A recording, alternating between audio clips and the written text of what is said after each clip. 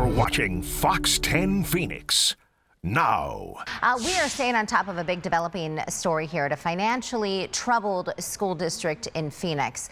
Now learning their budget problem is now worse than first reported. Teachers and staff with the Isaac School District are very concerned about their paychecks. Irene Snyder has been following this story for us over the past couple of days. She joins us live now with the latest. Good morning, Irene. Good morning, guys. Well, it turns out it's actually worse than originally reported. The Isaac School District is now more than 28, in fact, $1 million in the red. That's more than 12 million compared to the 12 million we originally reported. That was originally reported to us. And now teachers are just trying to figure out what is next and what they can do. Now, yesterday, they were at the Arizona State Capitol, the Arizona Education Association, marching around the state capitol, demanding help from lawmakers. They might get some this afternoon. The House Education Committee is scheduled to discuss a bill by Republican State Representative Matt Gress, which will help the district pay its employees for the next 2 weeks. The district under receivership and trying to work out its finances. Arizona Superintendent of Public Instruction Tom Horn announcing the feds released $6 million in old COVID relief money for the district, but the state will not hand the money over until the county agrees to use it on payroll. The county says legally it must pay off its debt first. State Representative Matt Gress says they have a plan to help in the short term, while teachers tell Fox 10 the stress is weighing on them and their students. There's a lot of anxiety. The kids want us to be there. They love seeing us in the mornings. They don't need that instability in their lives. The school is the one thing a lot of them can count on. And so you can definitely tell that they're worried, they're concerned. Some of them get their meals at school. Some of them count on us to be the positive face in their day. So you can tell that they're very anxious over the possibility that they won't see us. And it's heartbreaking, it really is. But we just want to be there. That's all we want. Right now, the county says that they can't register any more warrants to pay the bills of the district, because they say that the state law ties their hands. We're going to untie their hands and then direct dollars that the Department of Education has available for Isaac to be used to make payroll for the next 2 weeks. State Representative Matt Gress says he will buy them. That will buy them some time to come up with a long-term strategy. He believes a floor vote on the measure could take place tomorrow, and paychecks could come in as soon as Thursday. That would be 1 day late. And the person you were just listening to is Jamie Christmas, a teacher in the Isaac School District. She went on to say teachers will continue to show up for their kids and do the job they love so much. But if they don't get paid, they'll have to make some really tough decisions. But for now, they're taking it hour by hour, hoping the district is able to resolve this financial crisis. State Representative Gress believes a floor vote could take place again tomorrow. That would bring the paychecks in about 1 day late. So we're going to stay on the story as it continues. We continue to get more information. We're told, too, there could be some more protests here at the area school districts throughout the morning. Make sure to stay with Fox 10 on air and online for the latest. We'll send it back to you guys this morning. All right, Irene, we appreciate your live report on this Tuesday morning. Meanwhile, in Mesa, there are possible staff layoffs on the agenda at tonight's school board meeting. The district says it needs to cut $18 million in the budget for next year. The district blames the shortfalls on declining enrollment and a decrease in state and federal funding. The district has proposed laying off 144 full-time employees and 3 administrative employees. There's also a chance that the music programs for the 4th, 5th, and 6th graders could be cut altogether. There is an executive board meeting at 4 this evening, followed by the regular board meeting at 6:30. Also happening today, volunteers will head out for the annual point-in-time count to get a closer look at Arizona's homeless crisis. So this count is conducted all over the country, an effort to get an idea of the number of people living on the streets, maybe experiencing homelessness. Danielle is live this morning with details on the count. Danielle. Yeah, good morning. So these volunteers, they've been out for about an hour now. They're taking over the region, basically going streets, alleyways, anywhere you can possibly think of to find the people who are experiencing homelessness. So we have Cleo here. Cleo has been doing this with the Maricopa Association of Governments. That is who is hosting this one regionally. But you've been doing this for about 3 years, you said. And just kind of walk me through your day. What exactly are you guys doing out here? So we start really early in the morning, and when it's dark out and until it's light about midday or any time in the afternoon, and we're out here seeing who is staying outside, seeing what resources they need, and hearing their stories and getting to collect that data for our region as well as for the country. And talk about the importance of this event, bringing those resources, collecting this data. Why is it so important for our region to know those numbers?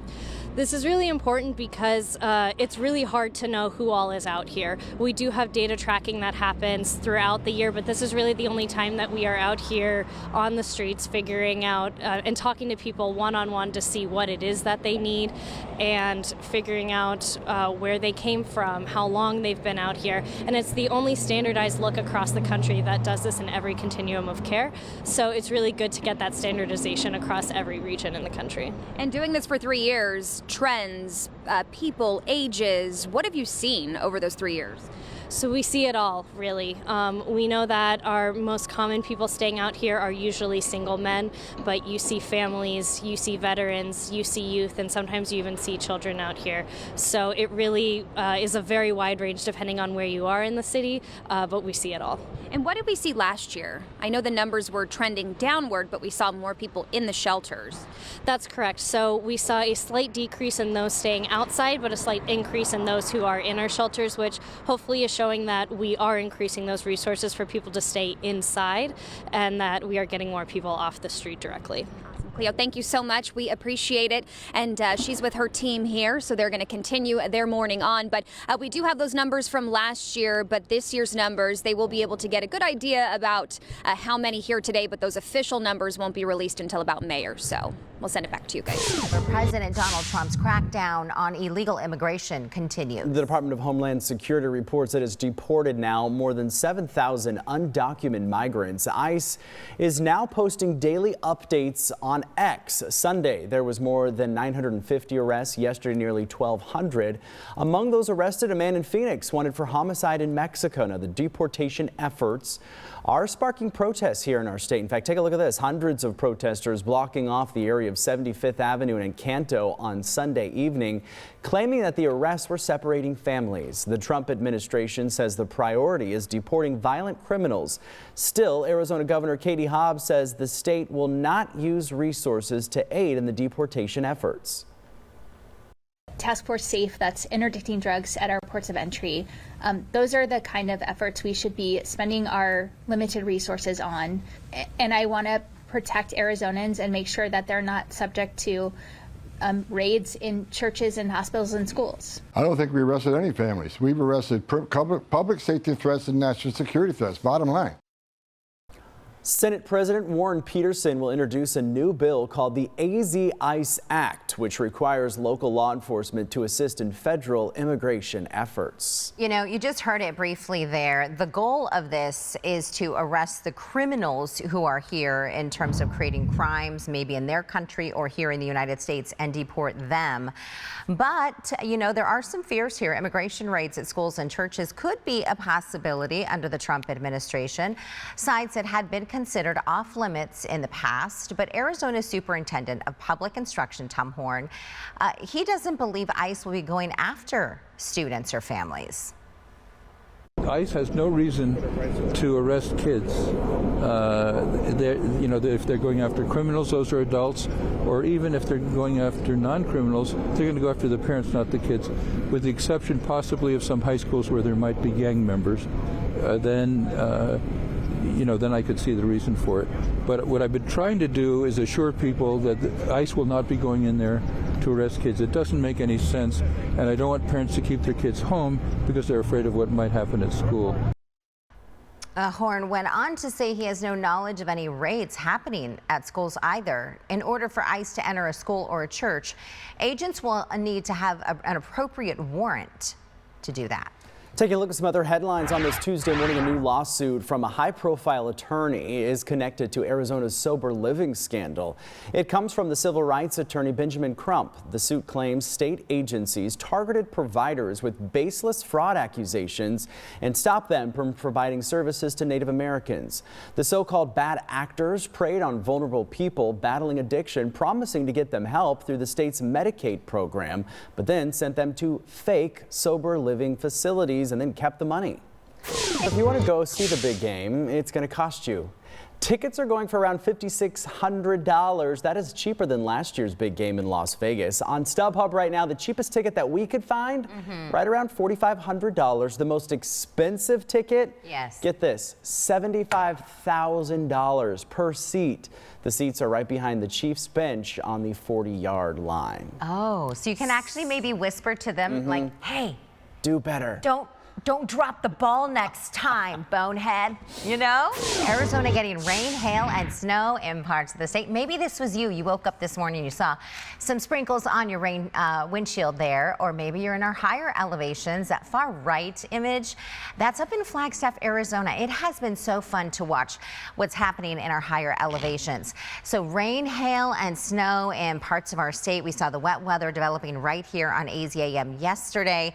Thanks to all of you who shared your pictures and videos through our Instagrams or the Fox 10 weather app, offering a glimmer of hope here that our dry streak could in fact be coming to an end. Well, this was up in the high country. You mentioned they got a little bit of snow up there. This is what it looked like in downtown Flagstaff yesterday afternoon. So locals and visitors enjoying a little bit of that snowfall that has been fairly absent this winter. This is the first accumulation since early November. So Crystal is tracking the potential for more winter storms, and we'll have her full forecast coming up in just a few minutes. But it is nice to finally see some moisture here in Arizona. That's the Weatherford Hotel, that historic hotel right in the heart of Flagstaff. Beautiful. Gorgeous. All right, meantime, remember last year we got a ton of rain during the WM Phoenix Open, the greatest show on grass, now just days away. So the Waste Management Phoenix Open is back in Scottsdale, as it is every single year. All the fun getting started this weekend. So during the 2024 Open weekend, we saw scenes like this one right there, like that guy that wore the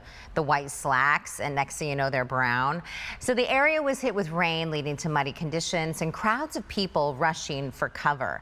These setbacks led to some changes this year, including better evacuation plans, an alert system for weather, the event also adding more restrooms, widened walkways, and another entrance as well. Surprised that some of the walkways were tight, but some of those walkways have been widened. We've added a third gate. Some people are saying it's a second gate. I think of it as a third gate because we have a gate at Princess, a gate, the main gate, and then we're adding a gate north of the main or south of the main entrance off of Frank Lloyd Wright and Greenway Hayden Loop. So that'll give people a way to access the course and go right to hole 18, 17, and 16. And those really are the most popular holes that he just mentioned, and these are some of the Coliseum seating that you see.